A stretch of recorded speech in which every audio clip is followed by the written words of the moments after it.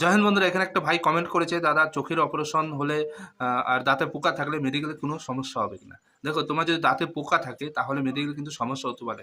এবার পোকা দাঁতটাকে তোমাকে কি করতে হবে, ক্লিন করে পোকা দাঁতের জায়গায় তুমি যদি সিল করে আসো তাহলে তোমার মেডিকেলে কোনো সমস্যা হবে না। ঠিক আছে? আর এটা অবশ্যই তোমার ডাক্তারের কাছ থেকে ট্রিটমেন্ট নিতে হবে, যে ডেন্টাল স্পেশালিস্ট ডাক্তার যেটা বলবে সেটা শুনবে। ঠিক আছে? বাকি রয়ে গেলো তোমার চোখের অপারেশন।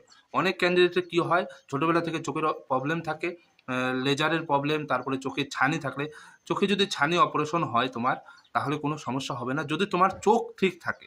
ঠিক আছে? যে কোনো চোখের অপারেশন হোক, যদি তোমার চোখ ঠিক থাকে তাহলে তোমার মেডিকেলে কোনো সমস্যা হবে না। সেটা তোমার টেস্ট হবে, আই টেস্টে যদি তুমি পাস হয়ে যাও, যেমন কালার ভিশন টেস্ট, ঠিক আছে, আর তোমার ডিস্টেন্স ভিশন টেস্ট, যেমন 6/6 আর 6/9 ডিস্টেন্স যদি তোমার ঠিক থাকে তাহলে তোমার মেডিকেলে কোনো সমস্যা হবে না। 6/6 মানে তোমাকে 10 ফিট দূর থেকে তোমাকে আই টেস্ট করাবে। নিচে যেটা থাকবে সেটা হচ্ছে 6/6, তার উপরে থাকবে 6/9।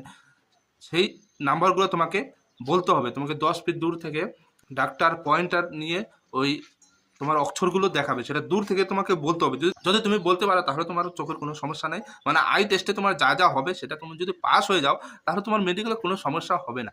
এর জন্য টেনশন নেওয়ার কোনো প্রয়োজন নেই। ঠিক আছে? বোঝাতে পারলাম?